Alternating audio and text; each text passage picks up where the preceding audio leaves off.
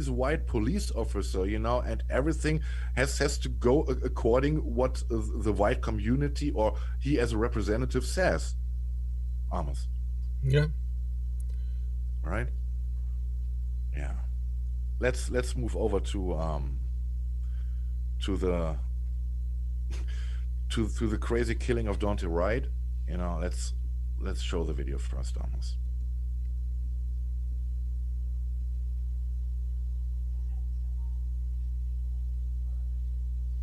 It's a little bit muted at the beginning.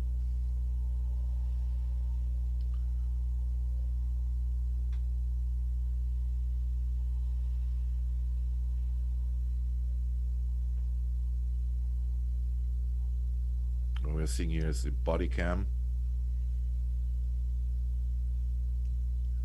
They're trying to handcuff him now.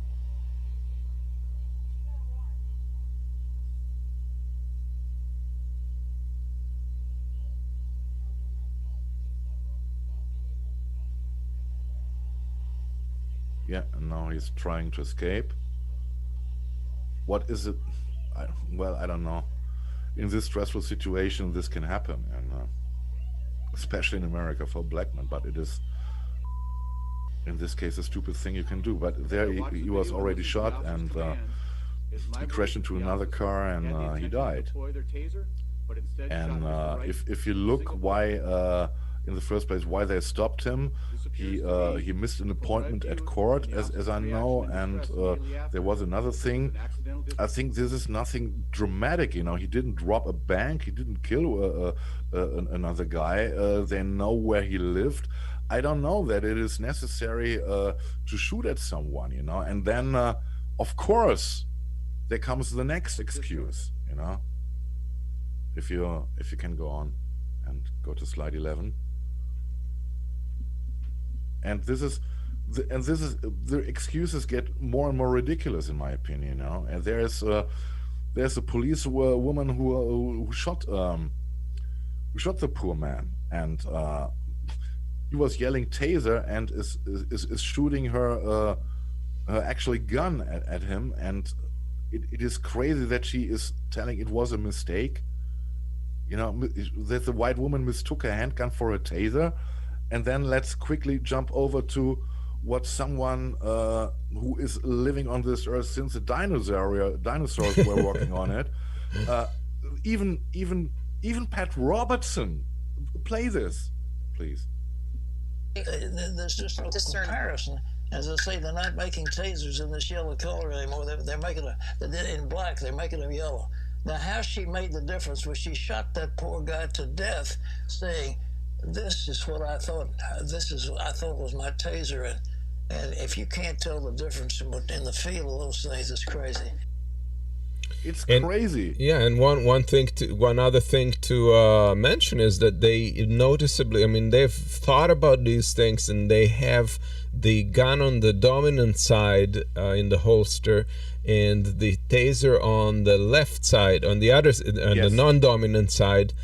And so you would have to reach over across your body to grab the other one in order to use it. So there's the color, there's the shape, there's the weight of it, and of course there's the placement, and all of these things. Not to mention that the unlatching, when you're using a weapon, you have to unlatch the weapon. So it's a different mechanism. So it's harder to do. If somebody can mistake that, that's a serious problem with training or with the person. Exactly. It shows exactly. Even if we say in dubio pro reo, right? That in the matter of doubt, you know, that she really mistook this, then she is definitely, as you said, she's definitely the wrong person in this business. Definitely. You know, she's either colorblind and she doesn't know the mechanisms of the two different guns. It is absolutely crazy, you know. But the thing is, you know, it mostly, or it every time it happens to black people or brown people. You know, I saw a video the other day when there was a a black man walking in a community on a sidewalk where he was harassed by an army sergeant, and he was pushed and stuff, and it was exactly the cliche, the white man, who barks his commands, and the black man, it's like centuries ago. It's crazy, and the self-understanding, that they have the permission to do this, to act like this, not to talk about the dignity and humanity, the missing of it, and they are coming with it's every time it's an excuse, right? It's ridiculous. And then it happened on Thursday night. Adam Toledo, a 13-year-old brown boy, he has Mexican origins, as I read, it's this case is a little bit is more obscure than the others, because apparently there was a weapon in it. We will show the video in a second, but it doesn't change. It's a 13-year-old boy, for God's sake, right? And please show it. It's a longer version. It shows a little bit of the moments leading up to the death of 13-year-old Adam Toledo at the hands of a Chicago police officer unfold. Please stop! Stop! This morning, Chicago police invited the media to view their edited video compilation of the events that led up to the fatal shooting. Reporters were not allowed to ask questions, and our cameras weren't allowed to record. It starts with a few seconds of security camera video from a nearby church showing the teen walking down the street with a male adult. It happened around 2:30 a.m. during the early morning hours of March 29th in the city's Little Village neighborhood. Another surveillance camera from nearby school captures what appears to be the man Adam was with, firing off at least 8 rounds from a gun. A red arrow points to the duo. In the next clip, you can see and hear the officer who shot the teen chasing him down the alley. Video showing Adam stopping near a fence includes a grainy, magnified freeze frame. CPD used a red arrow to highlight what appears to be a gun in the teen's right hand. Hey, show me your head. When Adam moves his right hand toward the officer fires one shot. The teen falls to the ground. Stills of the scene include a recovered handgun. Police officials have had very little to say about the ongoing investigation, but they do add from the time a gun was seen until the time the officer fired was just 838 milliseconds. Less than 1 second for the incident to turn deadly. Yeah. Now we're going into the milliseconds. Well, and there was, I think, someone said in the chat that he was not pointing with the gun at the policeman. I don't know, stressful situations and stuff, but it is, I think, the training and the people, the training is bad, mostly. I think the people who are in the police,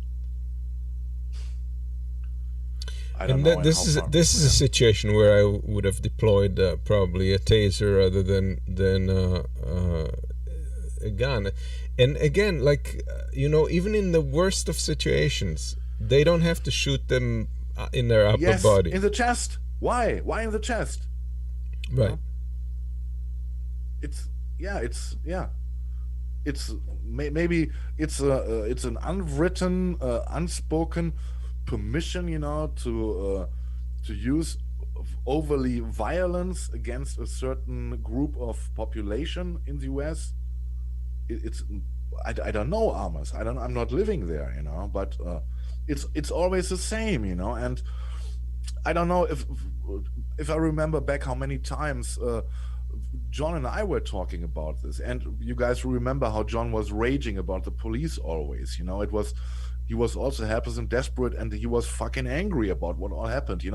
I think meanwhile, I see myself, seeing this in regular periods popping up, it makes me more and more cynical about it, because in the end, what's going on in the end, if you look at it in a very cynical way, it's the same circle again, something happened, people are angry, people mourn. Yeah. Another week goes by, something else happens, it's forgotten, another incident appears, and the same circle goes on and on and on and on, and nothing really changes, and it's crazy because there are so many unlived lives, and they are ended because of unwillingness to change it substantially, and this is why I came up to the title, that you should defund the police. You should defund, and I wanna go into details what I mean. In my opinion, you should. Yeah, please, yeah, Markus. Before you do, I just wanted to address Jilly's thing. She believes that the videos were edited. We had the discussion before the show, Markus and I. We're kind of concluded that it's highly unlikely that all these different things and having to plant a weapon with an ID or whatever it is, it's a lot to make such a conspiracy. So we're not under the belief that there was a conspiracy. We were concerned with the fact that it was a 13-year-old that was hit here. And when I say use a taser, I'm not necessarily saying that they should have used a taser. I'm saying that they should have run after him with a drone taser rather than a drone gun.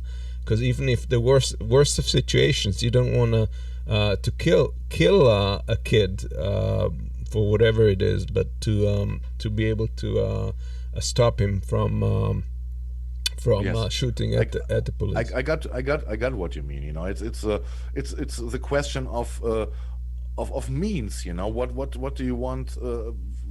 What is, as a policeman, you should be careful. That you prevent a crime. Maybe you get someone who is criminal. But you should not necessarily kill him. It is not, as your card said, it's not the Wild West. It is not a wanted, dead or alive. But this is exactly what we are seeing here, Yeah. And this is why, and this is exactly what coming back to Jilly, I don't think that it was planted, because why should he leave the car, with the idea, I take another gun with me to kill him and put the guilt in his shoes. I think it's a little bit taken too far away. But I can imagine, but I can understand where you're coming from, because there's so much happening in the past. I can understand what you're thinking about it. But let me conclude why I came to the title. The defund part. I think a lot of police should be defunded what the military equipment concerns. That's definitely one part which should be taken away. I don't know how the communities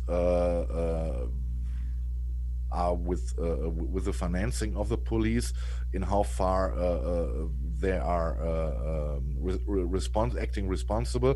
But in general, the military thought must be taken away, the military stuff, The destroy part.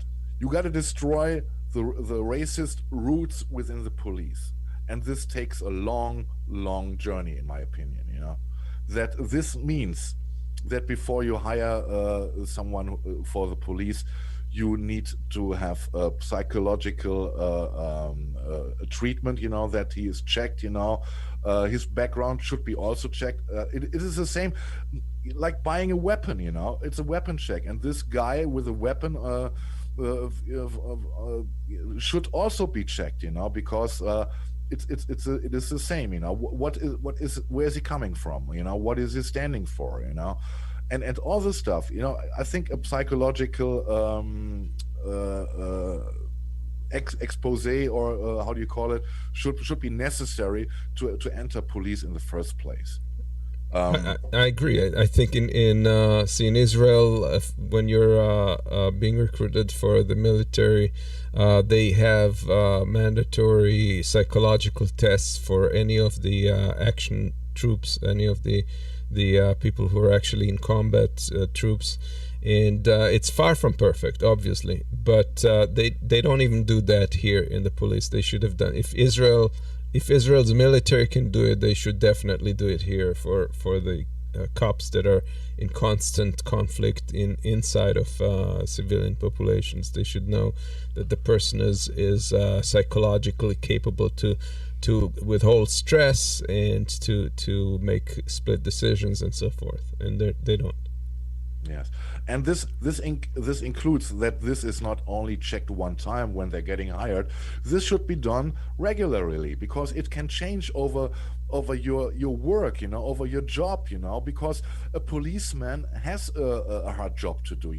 He has to go where normal people or ordinary people don't go. He's confronted with shit normal people don't see, on many levels. Even that demands that you have a character which allows to do this job, that you keep yourself under control, that you don't fall into racism, because you're confronted with maybe a lot of foreign people or people of a different color, and their problems. I think this is all connected together, and the rebuild part is, I think, a reform cannot work anymore. You cannot form a broken system in itself, in my opinion. It needs a complete reform, It needs the community itself who sits there and said, what do we need from our police? What is in favor for our community in it? What don't we do in the future? What do we have to change? It needs the complete community to set up the rules for the police, in my opinion. This is why I think it takes a reform to change anything. It might be naive, and I know this is no process which cannot be done within 1 or 2 years. It's a long process, but I don't see anything which could change it. Amos, what are your thoughts? I agree with you on that. Okay, yeah. What else can we say?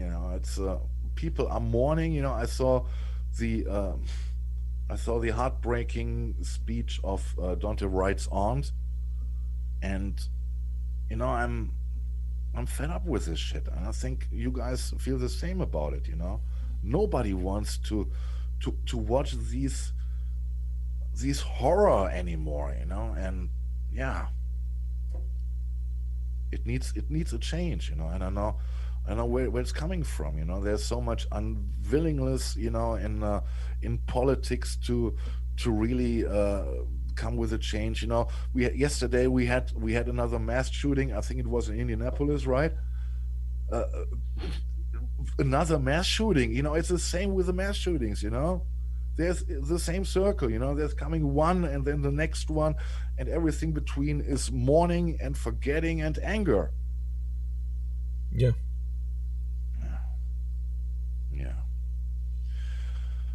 All right. Yeah, that's my part. Oh no, let's go to the cartoons. Yeah. Well, this is exactly. It's the reality here. We as white people who are doing this show, we cannot imagine how it must feel, to for me, when I get for me as a German, it is of course it is completely different, being approached by police, which rarely happens, thank God. But when I had no second, that I had the feeling I have to be afraid of the police here, Mm-hmm. And and being black in a car, at night, it gives you it's stress, it is also stress, which is not healthy, But you made a good point. It's like a white viewer might look at that video we showed earlier, with the officer being pepper sprayed in the face, and they're like, why isn't he complying? He's like making a point, why isn't he complying? But you pointed out exactly the point is that if he puts his hands away, that could be context for the police to shoot him, because they may say, well, he reached for a gun, we thought he reached for a gun or whatever, that was a mistake. I was afraid. I felt threatened. Yeah, so he knew that, and he refused to give them the context to do that. If they pepper sprayed him over this, they might as well just shoot him. So he knew all of that. That all went into his calculations. So that is the problem, and that's the difference in the perspective here. Yeah, and the next one is exactly, what's going on, A realtor, it takes 4 to 6 months, until he's in the job. A hairstylist takes 12 to 24 months. And a police officer, 13 to 19 weeks, Guess who gets a gun when they graduate? That's right. Guess who? Yeah. And this is crazy, Police is such an important job, in my opinion. You cannot put bullies in this job. This job should afford to be highly trained and psychologically correct people in this. Yeah. Which shots have been halted? Decide yourself. Yep. Yeah. So let's see in the comments. Jilly Love is raging. I love you, Jilly.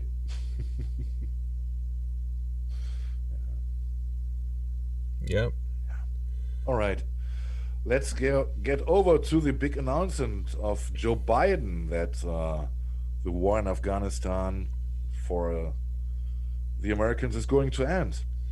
Yeah, so Biden basically, though postponing Trump's timeline a little bit, did announce that he's going to pull all troops out of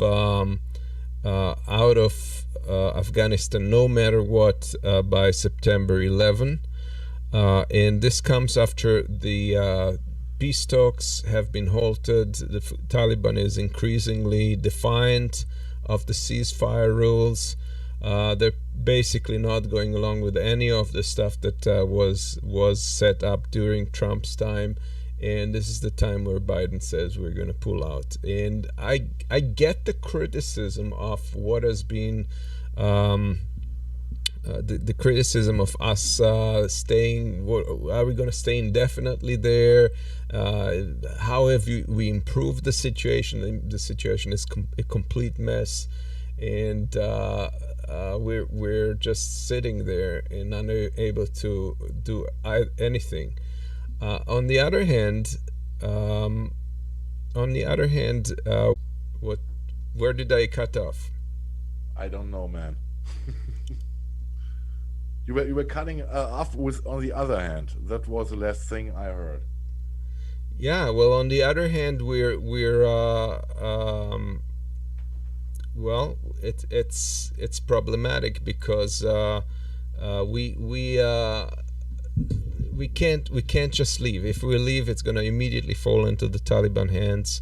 It's going to look like the fall of Saigon, with the defeat and retreat, and a horrific massacre of whoever is left there and was known to have contacts with the U.S. military. It's going to be a mess. We know that from history, and we're repeating the same cycle. In 20 years, we'll probably be forced to go back in there once they pick which of the other terrorist factors they're going to continue partnering with, either ISIS or Al-Qaeda. So there's no surprise in that. I don't know why we would choose to do that. That's going to come at a much higher cost to figure back. What we do need, however, is I think that they need to reshuffle everything. They need to depose this government. They need to figure out how to make sure that there is fair and open elections, transparent elections, and that's the irony of it is not lost on me that the U.S. that has so much controversy around its elections would be the one that would have to monitor that or bring it on. But I don't think there is another option. We have a part in maybe, if not breaking it, just not fixing it, and because of that, I think we owe the Afghani people to fix it. I think that they need to open the mandate, not just for the U.S. to be there, but and not NATO, which also said that they would pull the troops, but the UN. So that is really key here to have to reshuffle the entire system there. But I don't think we can just leave without it being a complete disaster. Well, it's honestly, it would not be the first time, right? It would not be the first time. Again, like I said, we're going through these cycles of this happening, and it's not. We're not learning from it, and I know that he's under pressure to pull the U.S. troops, both internally and on the other hand also because of the fact that we probably will need those troops elsewhere because the geopolitical situation in the world is not improving. We have other very significant enemies that are building up, and this whole thing may I mean, I understand that they won't consolidate power to wherever from places that are not directly necessary to the U.S., but it would be sad to see Afghanistan roll back into a brutal regime that suppresses women and so forth.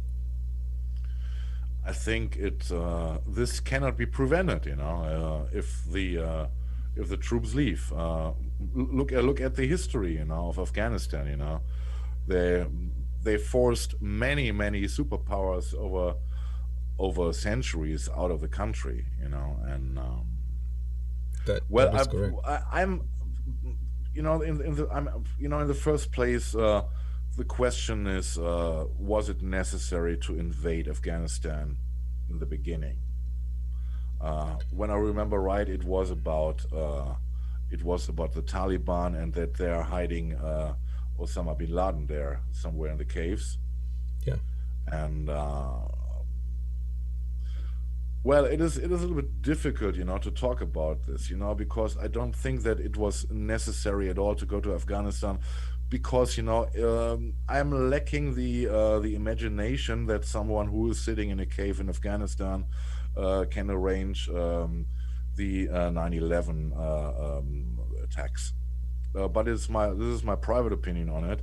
The other thing is, which moves me, is what's going to happen with all the Afghanistan people who helped the West troops and others. What about the girls who at first time in their lives had the chance to visit a school, and all this stuff. It is a complete disaster. I can understand definitely why the US should leave the country, because they should not be in it in the first place.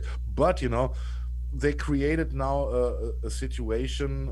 They created hopes for many people, and now they are leaving them to themselves, and you don't have to be a rocket scientist to know what next would follow. The moment the US leaves, the Taliban will take over, and it will be back to the status quo, which were known before. And it's a very difficult topic. On the other hand, how many lives did this unnecessary war or police action, or whatever you want to call this, take already, and how many could be expected in the future until it changed, and I think there's also not enough from the beginning, not enough effort, to truly truly move the Afghanistan politicians, in the right direction. I think everyone who was in charge there just was only happy with that the Taliban did not were defeated. It was, I remember back, I think wasn't it Trump who said the Taliban were defeated or something like this, and they're He definitely said not. about You know, this is ISIS. bullshit. He said that You about know? ISIS. Yeah. I think about Yeah. the Taliban also, but you know, it's strange and it's crazy. And what about those helpers? You know, who have to fear for their lives now? Do they get Yeah. an asylum in the U.S.? You know, I think when the U.S. left Saigon, you know, they took thousands of translators and helpers into the U.S. because leaving them there would be the death penalty. It was a run on there was a mess. It was a run on the helicopters. They were like landing, and people would try to cram in, and because they knew that might be the last chopper that leaves, and they didn't want to be left behind. I have a feeling that we're gonna see some. Even if they manage it better, we're gonna see a lot of mayhem.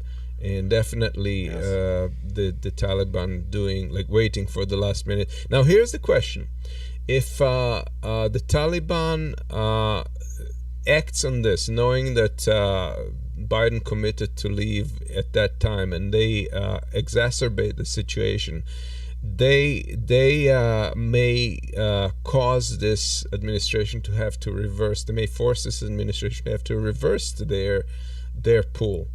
And so what the Taliban does in the next few months is going to be key to what happens. Now, the question is, can they help themselves? And the answer to that is, that's a good question. That's it's a good bet to make, because they've not been known for their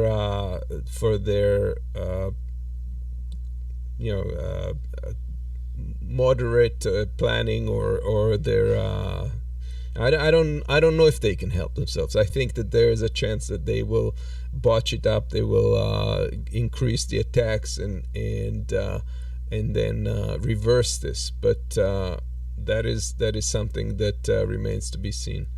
On average, like about 3,000 to 4,000 people die, civilians die every year now at this point in this struggle. Yeah, and of course, Gene, you're absolutely right. You know, when you say we should not forget who supported the Taliban in the first place when they were at war with the Russian troops. You know, it was the CIA, right? And, yes. We should not forget this. And this brings me to another point. You know, why this completely failed. You know, and this does not address only only America. You know, it addresses the complete democratic Western way of life. You know, what in how far did we lead? You know, what our values in according to our values. You know, we did not show in the last 20 years. You know, I think there were not so many good arguments, you know, for countries, for authoritarian countries, you know, to go into democracy. You know, that's the other part of it, you know, and this concerns us all in the Western world, you know, and it is very very difficult topic. I think it is in the end you won't win anything, you know, with leaving the troops there. It would cost more and more lives, but at least what I hope is that America decides, you know, at least to save those whose lives are threatened, you know, the moment they are leaving, you know. And this is and anything else, you know, there are so many opportunities missed. It's tragic. It's tragic for the people, you know. But I don't have any solution. Well, I think the solution is to completely restart everything and just turn our back to the Afghani government. They've not been a good partner, and just try to bring civilians on board. It's a country that sadly is like divided to various warlords with power, to the Taliban that has power, and these people they don't get that what they're doing is destructive, but eventually some system can be devised where they become partners to improve their form of governing, and that's the only thing, in my opinion, that can turn things around. But till then, that's just pulling the troops is definitely not the solution, and staying indefinitely and continuing what we've been doing is obviously also not the situation, because it's like this, the definition of insanity, repeating what you know doesn't work and keep doing it. Yeah. Well, and regarding the chat, well, guys, I only can repeat myself. We are having here an open discussion, we are about perspectives, points of views, and I think there are, in some parts they are different, but you cannot say that that Amos is not a progressive thinking man. This is not something I share with you, and let's share different perspectives on things, and think it over, and let's not stick in a bubble, All right, yeah.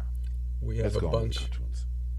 We have a bunch of cartoons here referring to this, so let's just run through them. Some of them are not new, some of them are, but they fit the situation. Here's Afghanistan quagmire, and the Statue of Liberty is like snorkeling there. It says, after 20 years, Biden wants me out, but I'm so close to finding the drain hole.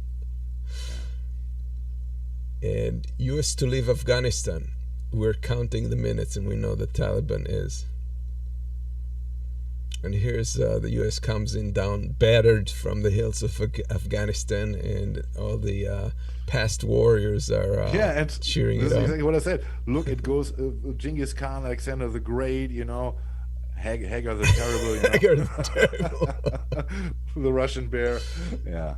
Who's the And horse? we're laughing about it. The situation is nothing to laugh at. It has so much tragedy. True. It doesn't matter what you do. You're doing the wrong, Yeah. And here's our troops trying our best to stay on top of things. Yeah. And here's what we bring to Afghanistan, and then that's democracy, security, drug control, and equal rights. And we're failing on all counts. This is exactly what I said when I was talking about what role did we transport, in planting democracy. What is the role of it, And you see it, democracy, the elections, security. How many people were killed with drones? I even not dare to imagine this. The drug control. Are you kidding me? And equal rights. Wasn't it? I don't know. It was Afghanistan a couple of weeks ago. The people got pardoned by Trump. Who were killing people in Iran or Afghanistan. Civilians, equal rights, right. Democracy. Nowhere to be found. No. And here's the U.S. In Afghanistan that can't go back or forth. Yeah. That's very. And here's all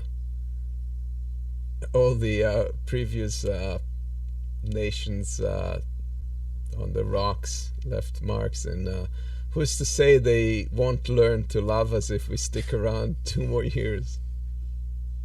And again, I gotta interrupt. And again, Gene is right. He says the truth is the wars is not about values; they're about resources, greed, and power. Period. Absolutely right. And it's going to be difficult to convince them otherwise, because Trump has clearly said that he wanted the oil of Afghanistan. So now go tell them that it's not about the oil. Here's the Afghanis rebuilding Afghanistan, and they're using the bricks to bounce off the Americans' heads. Here's a good one. The Taliban plan. So what is the plan for when the Americans leave Afghanistan? First, we kill everyone. Yeah. Well, unfortunately, that's sadly the case. And here's we're good if you're good. And that was when they were signing a peace treaty. Since then, the Taliban has like reneged on just about anything on that peace treaty because they can. And that's unfortunate. And well, not every of those cartoon is really funny, but it covers Right. What political cartoonists feel about this. Right. And here's the U.S. saying, now that you can stand on your own 2 feet, which is obviously not the case. Yeah. And the last one. Yeah, this is a good one. Conflict, division, and violence. It will be good to leave Afghanistan and return home. Where's the conflict? Division and violence? Yeah. Yep. All right. Difficult topic. We're coming to something funny. Is it funny? I said a little lighter, but that's a funny thing to say about Iraq.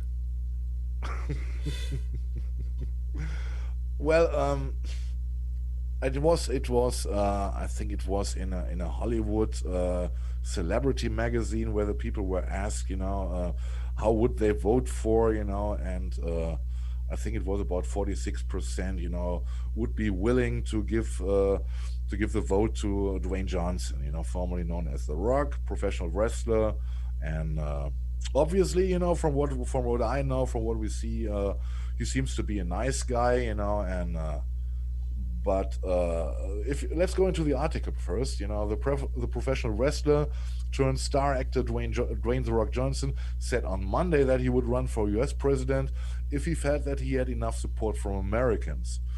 I do have the goal to unite our country, and I also feel that if this is what the people want, then I will do that, Johnson said when asked about his presidential ambitions in an interview broadcast on the Today Show on Monday.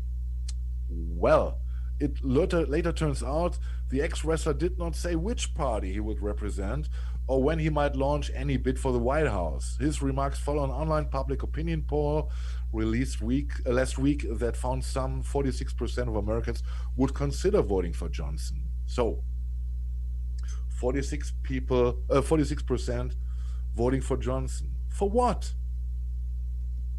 What does he stand for? He's not even given a hint when he would candidate, for which party he would candidate. There's nothing. And 46% say, okay, because he says he would candidate, we would vote for him. And this is exactly, why would you vote for him? He has no political agenda yet, or an idea. I'm asking myself, where does the support come from? For us in Germany, it is absolutely outlandish. I could not think of a movie actor here in Germany or a musician, who would honestly consider, to throw its hat in the ring to run for chancellor here. Apart from this, the system are working differently also, but I cannot understand why people are so fascinated by celebs who came to a certain wealth and saying I would do this, and 46% don't seem to ask, okay, what do you want to do, what do you have in mind? Well, Amos, what do you think about it? It's not anything new with the U.S. Celebrity cults are like they've been there. Ronald Reagan was an actor. That's part of, but it's kind of ridiculous to think that in this dire situation you would take somebody who has absolutely no experience as and no political experience than to play one on TV or in a movie. I can't explain this. This is just the most bizarre thing because there's just nothing that prepares him to be a president. Yeah, exactly. And I would like to ask you, and I would also like to ask the chat, if we are living in such a crazy world where no politicians exist and the only celebs you could vote for president are musicians or actors. So question goes to chat and to Amos. Who would you vote for? Who would you pick as president from the celebrities? You want us to answer now, or you want us to answer in a little bit? Maybe you can put now the Jeopardy music theme, and we're waiting a bit. No, I'm kidding. Just drop it in chat, and maybe Amos, you can tell me right now. Well, I would think probably Bruce Springsteen or someone like that. But right. Yeah, I don't know. All right, okay. Maybe I would try to revitalize George Carlin. You know? Or someone. I would cast my vote to someone who doesn't like it in the first place. You know, who doesn't want to be powerful. Yes. You know, and well, who? I have no certain other name in mind. You know, I think George Carlin, revitalized would be a great pick. Jon Stewart, yeah, good one, yeah. Jon Stewart, yeah, maybe an actor I always liked, yeah. Or what's his name? I can't think of his name. Anyway, okay, God comedian should be busy at this for this. Yeah. All right, who we have here? Oh, Jimmy Dore. Oh, this would be an interesting pick. But I think Jimmy Dore would never take this, you know, because I think Jimmy Dore is absolutely aware that he would be absolutely terrible as a president, you know, which would even count for me. I would be a terrible president. I think we are not the temperate guys for this office. But I love the idea, Julie. So Jill before said Jill Stein. I don't think so. No, Jill Stein. I think there was not too. She is flying too much under the radar. You know, I don't know why. What the Greens are there. All right, Justin Jackson, another pick. And she's a politician, Jill Stein. So. She's a politician. Yeah. All right. Maybe she mixed it with Janet Jackson. Haha. On the other hand, Rose says Jimmy Dore would be better than any Democrat or Republican in there. He's right again. Yeah. Okay.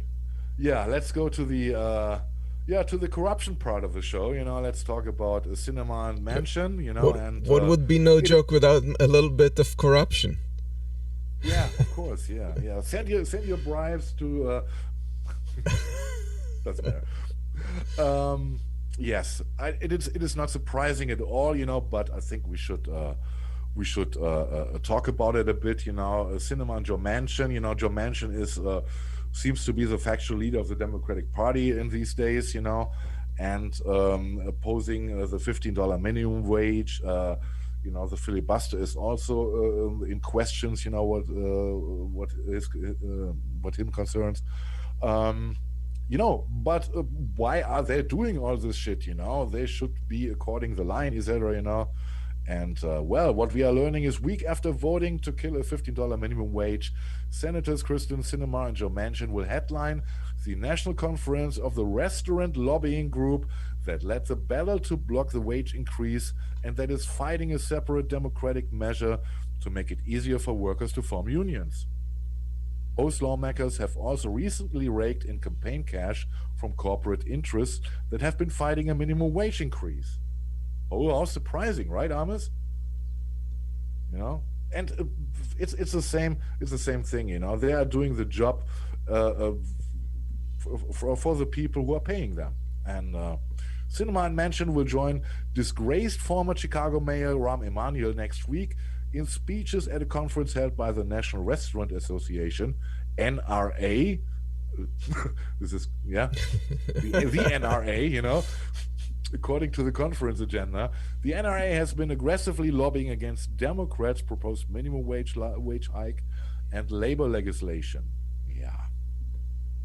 Both senators are also opposing calls for Democrats to eliminate the filibuster, a stand that will likely block Democrats' landmark labor reform legislation, the Protecting the Right to Organize (PRO) Act, that would make it easier for workers to form unions. So you can see there, you know, I don't have to go on, you know, you can see they are doing everything to get the peoples away from union groups, from building unions, to live to get a decent livable minimum wage. And they are strictly following the orders of those who pay them. And if you go to the last one, this section, Sinema recently received donations from political action committees for Barnes and Thornburg, Cozen O'Connor, and Steptoe & Johnson, 3 law firms that advertise their services, helping corporations halt union drives among workers. The same is with Manchin. Manchin's 8th largest collective source of campaign cash has been donors from Steptoe & Johnson, and it goes on and on. It is always the same, And well, I'm asking myself, why are the progressive Dems within the party tolerating this? Why are they not deciding, what Joe Manchin can as a single man? Why we can't do it as a bloc for our own policies? I will never get it, but what we are seeing here is why they are acting the way they are acting and why they're voting the way they are voting. Amos, anything to add? That's pretty much, that's it. Yeah, that's it. Yeah, definitely. NRA. This is cool. All right. And we're coming to our shortcuts, and there you're welcome to join. I'm posting the. Let me know if you see the link in the chat. That's our Zoom link. So basically, you can click on that, and you'll be joining us here. And link is there. You see the link? The link is there. Okay, good. All right. So meanwhile, we can start with the shortcuts. So first story is that the if you haven't noticed in the news, the Supreme Court issue has come up, and both in the House and the Senate, they're proposing legislation. Democrats are proposing legislation to increase the number of jurors to 13. Is that the lucky number? I don't know, but I don't think. Well, this is not going to go anywhere, at least until any the filibuster is reformed. I'm not even sure if even after it would, but at least those things are in place, and I'm not sure that Biden would act on it, even if they wanted to. He may just sidestep the whole thing, and not at all convinced that increasing the numbers is like a long-term solution. I think other solutions that have been discussed are perhaps better ways to address the issue. But nevertheless, this is something that's happening in the news, and there's something else that was interesting. I discovered a new nation. Not new.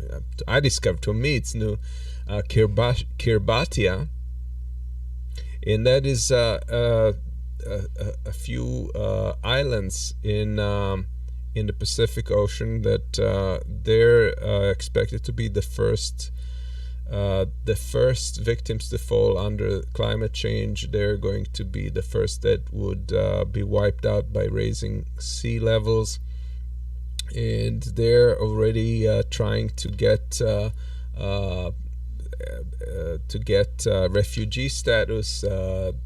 That's come up to the court, the international court, and the court has decided that they do qualify as climate refugees, because you can't return these people to a place where their lives are endangered, and claiming otherwise is insane.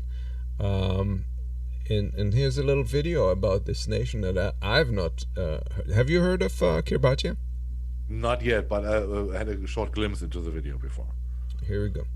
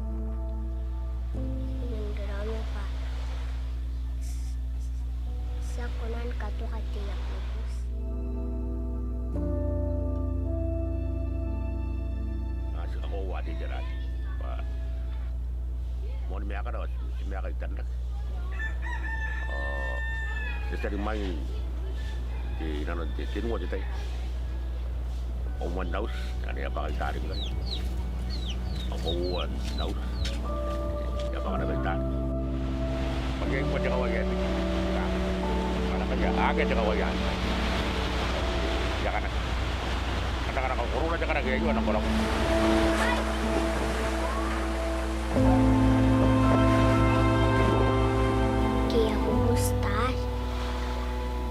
Te pajääri itu kateno yon tepon.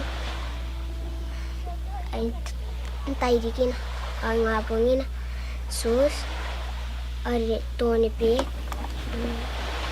Tangi apa? Ketika kia pusin tar, nakon tayo kanaro. Ngasih ando. For me as a Kiribati, the only thing that I want is to save Kiribati. It's not just about being alive and have a place to stay. No, it's about a country and a people called Kiribati people. We will continue to fight until there is no breath in us.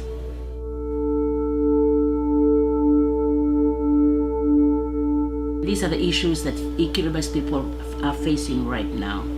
First one is water. Long droughts and no water to drink, and places where the water is being contaminated by sea surge or rain, too much rain or flooding. So we implemented water tanks. We've also been helping with the coastal erosion. We've been planting mangroves and helping the people to understand why mangroves are important and why they shouldn't be taking sand from the seashores.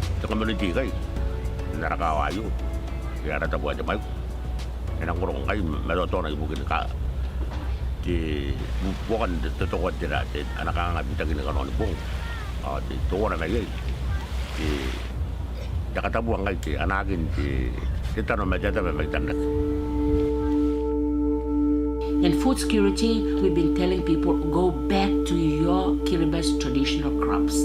Return to your land and grow food. Paiputin apa? Kinaiya di kikain. Dorong.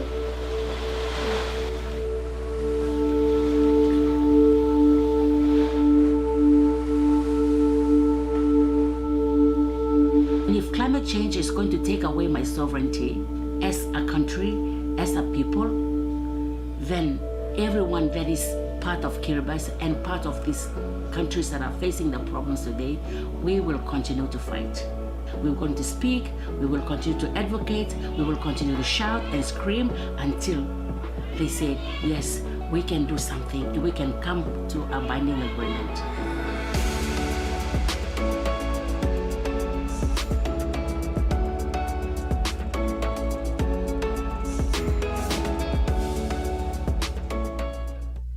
So the state is at the moment they've purchased a large amount of land. There's about 100,000 of them.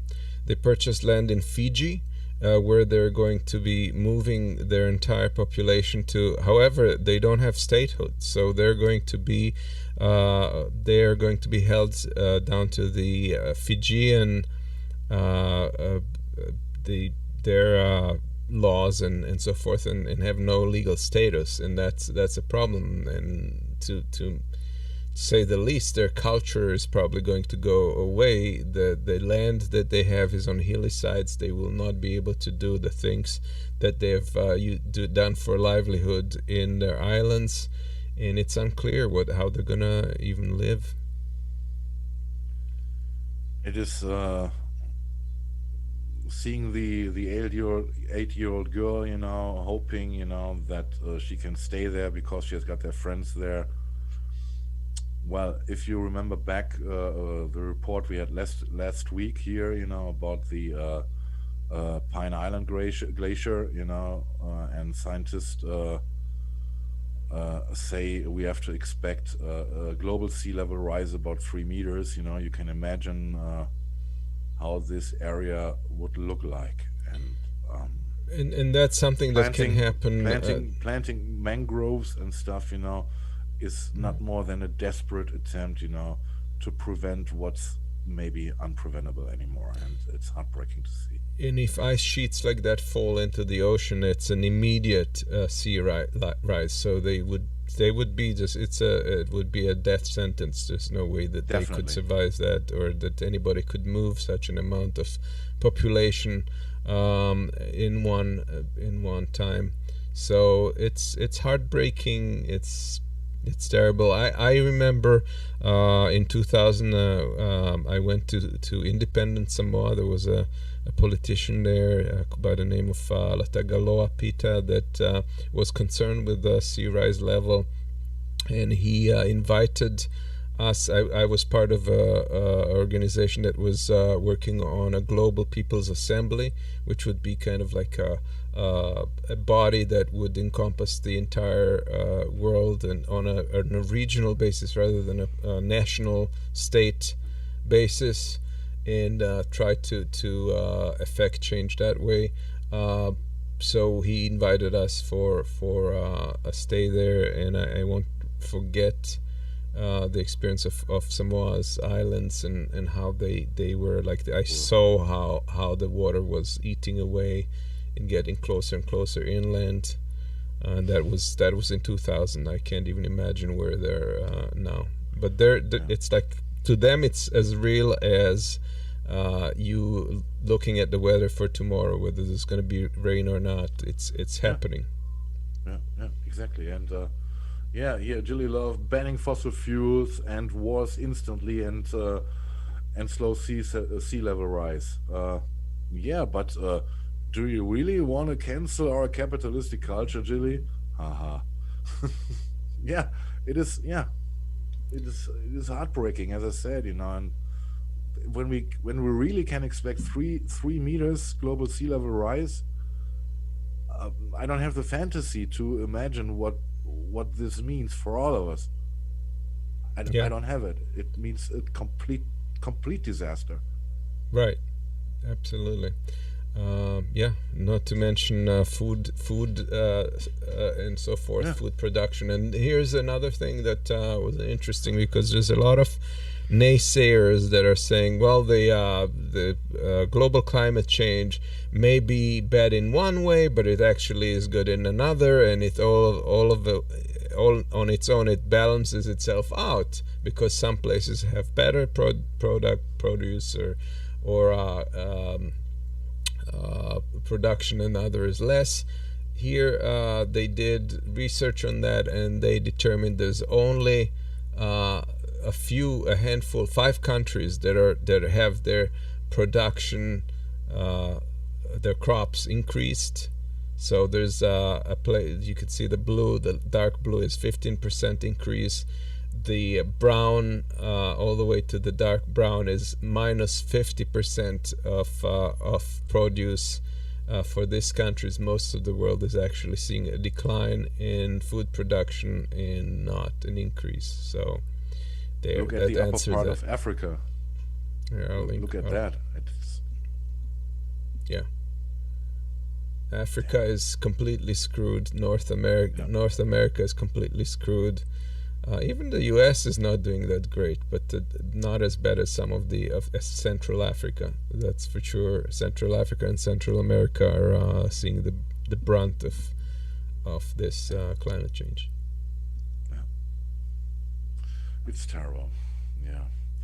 Let's come to another terrible guy. It's not Steve Hofstetter, of course, but he has got a very, very nice take on Matt Gaetz. And Steve Hofstetter, he's a stand-up comedian. He's also called the Heckler Killer, and he's a pretty cool guy, and I like him very much. And let's hear what he has to talk about, what he has to say about Matt Gaetz. Hey, isn't Matt Gaetz that congressman from Florida that's currently being investigated for sex trafficking a minor? Yes. Yes, he is. And here's the story. Matt Gaetz is the Republican that represents Florida's District 1, made up predominantly by Pensacola, Fort Walton Beach, and Destin, and other places that make their money by being trashed by spring breakers. District 1 is the most Republican district in Florida, and the 15th most Republican in the country. And Matt Gaetz is what would happen if District 1 were a person. That's especially true, because the northern part of it is pretty empty. First, Gaetz' backstory that will be probably skipped over by the eventual movie starring Dean Cain and Kevin Sorbo. Gaetz is an outsider who ran for office to change Washington. Kidding! Matt Gaetz is the son of a politician. Who was the son of a politician. Matt Gaetz is so entrenched in the swamp that he was born in one. Before Gaetz ran for office, he got a DUI, but due to his political connections, the charges were tossed. It's unfair to say that Matt Gaetz is District 1 as a person. If District 1 had sex with Pensacola spring break, that would be Matt Gaetz. Gaetz first ran for a position as a state rep when he donated $100,000 to his own campaign. That is more money than any of the other candidates raised in total. In other words, Gaetz bought his first seat. Not coming from a particularly rich family, it was odd that a man in his 20s had that much money to donate to his own campaign for a local office that pays $30,000 a year. Remember that one, it's gonna come up later. Once Gaetz was elected, he tried to use his powers to eliminate environmental protection, execute prisoners faster, and argue on behalf of George Zimmerman, because of course he did. Oh, and Gaetz was just one of 2 members of Florida's House of Representatives that tried to prevent making revenge porn a crime. Remember that one. It's gonna come up later. In 2016, Gaetz ran for Congress. Despite a filed net worth of $388,000, he inexplicably donated $200,000 to his own campaign. No one knows exactly where Gaetz got that kind of cash, but I'm sure it was totally legitimate and not something that you should remember because it's gonna come up later. Once Gaetz won his congressional seat, he was a nightmare. Ready? Here goes. Gaetz invited a prominent Holocaust denier to be his guest at the State of the Union speech, and then denied the guy was a Holocaust denier. Gaetz crowdsourced a resolution for the House Judiciary Committee from an alt-right subreddit, including wild allegations that Jim Comey had leaked information to a reporter, who would have been just 10 years old at the time. Gaetz threatened a federal witness via Twitter, which led to investigations by the House Ethics Committee and the Florida Bar. But wait, it gets worse. Gaetz organized other congressmen to storm a lockdown government facility, and they were all dumb enough to bring their cell phones, which compromised the facility's security. Gaetz repeatedly peddled racist COVID conspiracy theory, wore a gas mask to a House debate on funds to combat the pandemic, and openly flouted state COVID regulations while traveling. And Gaetz publicly encouraged vigilante violence against BLM protesters. But it gets even worse. Matt Gaetz has been investigated by ethics committees for so much. Everything from his sweetheart deal on office rent, to installing a TV studio in his father's home, to spending taxpayer money on speechwriters, to ditching votes so he could attend CPAC. The most ridiculous part of that is that Matt Gaetz pays speechwriters. The garbage, he says, is written by professionals. Yuck. And most notably, Gaetz was a vocal supporter of the January 6th Stop the Steal event, the one that led to terrorism at the Capitol and 5 deaths. 5 deaths. Gaetz was a supporter until afterwards, when he baselessly claimed that facial recognition had identified the terrorists as Antifa, despite there being no such proof, and despite 100% of the people arrested having a long and documented history of being Trump supporters. Simply put, Matt Gaetz sucks. But none of that is what this video is about. This video is about Matt Gaetz being investigated for statutory rape and sex trafficking of a minor. Yeah, that makes that dumb gas mask look pretty quaint in comparison. Here are the facts. Joel Greenberg is a close associate of Gaetz, and the Republican former tax collector of Seminole County, Florida. He was also indicted last year on charges of sex trafficking, after using a sugar daddy website to pay for travel for women he had sex with. Oh, and also make them fake IDs. For a party-pushing voter ID, some Republicans don't care if people are who they say they are. Greenberg's indictment led to his good buddy Gaetz being investigated for having sex with a teenager, and for transporting her across state lines.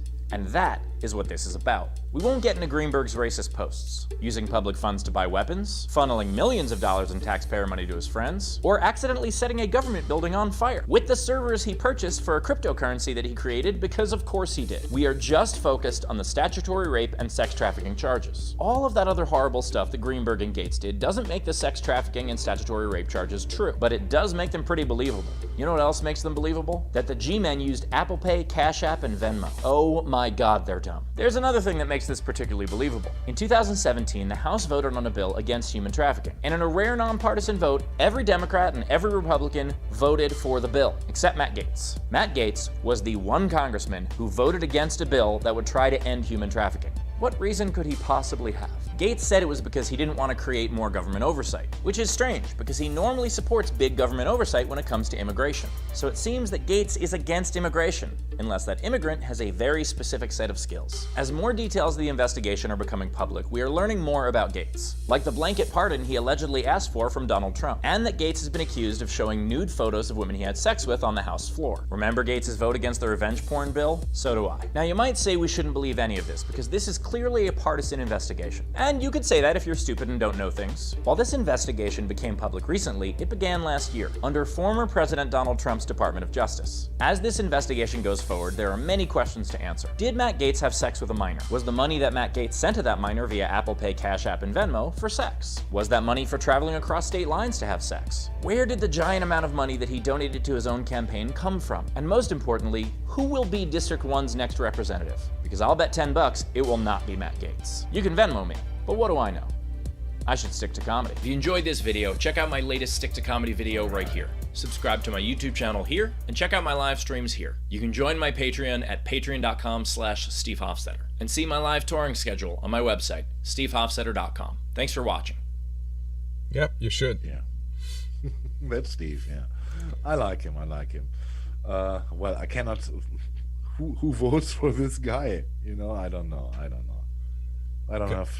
You know, I don't have enough fantasy for this, you know. But Amos, you know, looking at the chat, you know, it seems that a good portion of our viewers are willing, you know, to kill the sacred cow of capitalism. You know, it seems there are communists here. What's going on here? I don't see the chat, by the way, since I when I got disconnected, it froze the chat, so I can't see any. They're wondering, you know, if they should sacrifice capitalism in order to save the planet, you know, and well, what do they intend to do? Well, we can have a whole discussion about that, but guys, if you want to, you can still come on here. Yeah. Just I think people are camera shy, but there's no reason to be. We're gonna go through some cartoons and discuss them as well. Yeah, please join us. Yeah, the smoking gun. That should have been in the section for about the cops. No, I didn't want to overload it, you know, so I put some in the end. Oh, okay. Yeah. Before you can vote, I'll need to see an ID, and before you work this precinct, I need to see your vaccine passport. Your partisan politics are stepping on my rights. Yeah. I love those elephant cartoons. Yeah. Stop! You're trying to bully and intimidate me because they're showing him his in the mirror. Yeah, I like the next one because this is exactly how I feel. Want to know what Trump said about McConnell and Dr. Fauci? Not really. Yet we still can't leave him alone with regards to humor. Still own ya, says Trump to the poor elephant that is forced to hold his the ball for him on his trunk. I wonder how good Trump is as a golfer. He would probably miss a couple of times. He is, as a golfer, he's great, because from what I know is people who were golfing with him say about him that he's cheating, you know, so he only can win. Somebody throwing the ball close to the hole behind a bush.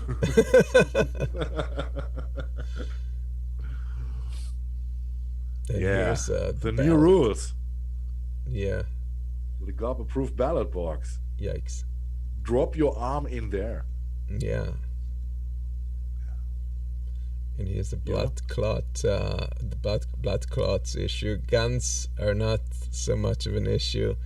Yeah. And the vaccination that has like one in what is it? A few cases, 6 in 6 million or something like that. Yeah. And here's Godzilla and King Kong are going to die. It's a new movie, I guess. Yes. It's Godzilla versus King Kong versus coronavirus. Yep. Fools should have gotten vaccinated when they had their chance. Yep. And here's Gates sticking to Trump. Talking of which, I just wanted to recommend you guys a movie that I just saw yesterday. It's on Netflix, maybe on some other platforms. It's a documentary, amazing movie called My Octopus Teacher.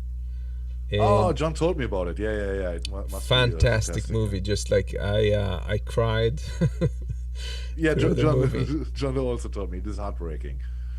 But it's it's about nature. It's really amazing movie. The things that you have never seen. I highly recommend it, and the narrator is like quite amazing as well. So that shark just reminded me of it. And just to have mentioned it, I yesterday watched Tucker and Dale versus Evil. What's that? Guys who know this movie knows this movie. It's a kind of horror movie, but not taken so seriously. I see. Yeah. Anyone around, Amos? No, nobody. Anyone? Oh, hold on a second. Maybe there's someone. Maybe there's someone here. Let's see. At least we can see a socket and a cable. All right. Who's there? Where are you? Okay. GF. Hey, GF. Can we hear you? I don't think your mic is on.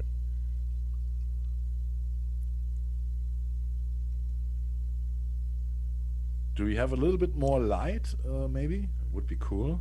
Maybe more light, and the microphone is muted for some reason. Yeah.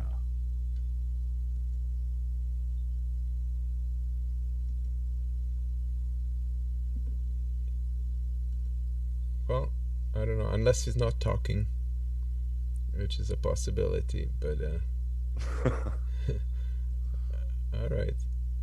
So, okay. Well, maybe that will work, that whatever technical... So, GF, we will try this out for next week, or maybe you can talk right now. I saw you unmuted yourself. Can it be? Oh. Please talk. No, we have no audio yet. But we would like to invite you for next week. We would arrange it a little bit before the show, if you want to. We gotta wait a bit until he hears it. Yeah. All right. Well, we'll do that. All right. You want to tell us about the outro? Yes. We had at least we have an outro video we can play. It's allowed for reuse. It's an American-German band, and I guess I told you the story. If not, I will repeat it again. I know this band from the mid-'80s when they were touring at my club, and they are doing a kind of Western country music, but with unusual lyrics, if you want. So, one of their big hits at that time in the 80s was Nancy and Ronnie are fucking in the White House, and they have a little bit cynical, ironical approach to different topics, and they made a new version of Let's Kill Each Other, which is I think also from the 80s era, and it's, in this case, it is the Corona version, and I hope you guys like it. It's, in my opinion, it's a great band. They are now for 30 years with interruptions around, and yeah, I hope, as I said, I hope you like it, and you enjoyed the show for today, and thank you all for watching, for the great discussion you had in chat. And I don't know that we always agree with opinions, but I think this is exactly what we want. We want to show different perspectives on topics, and and hope that we get something essential out of it for us, and of course for you, for our viewers. Anything to add? yeah, don't forget to share us on social media, that we always appreciate. And that's it. I hope you have a great week to come. And we'll see you next week. Yes, definitely. Have a great weekend and stay safe. I hope everyone is getting vaccinated from you. And well, have a good one and see you next week. Bye. And let's kill each other.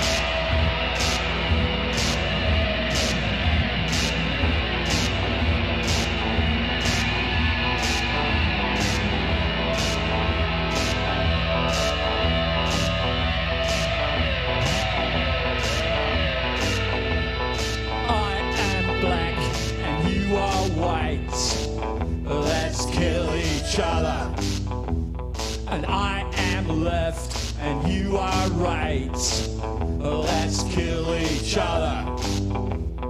I ride a car and you have a bike. Let's kill each other. I am male and you are female. Let's kill each other.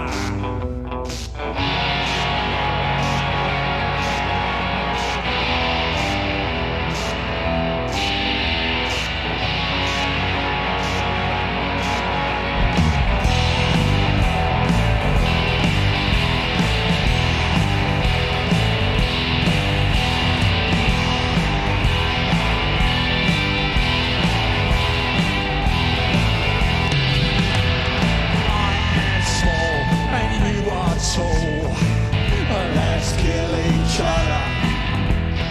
I am east and you are west. Let's kill each other. I am rich and you are poor. Let's kill each other. I've got less while you've got more. Let's kill each other.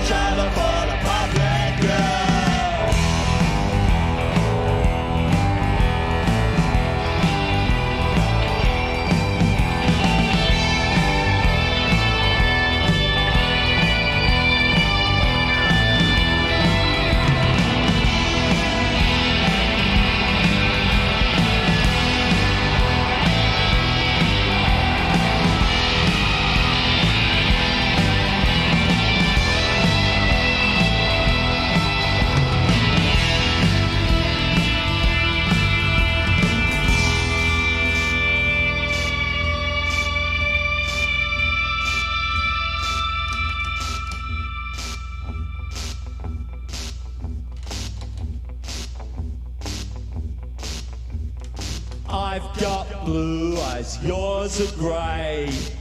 Let's kill each other. I've got the past, but her have the future. Let's kill each other.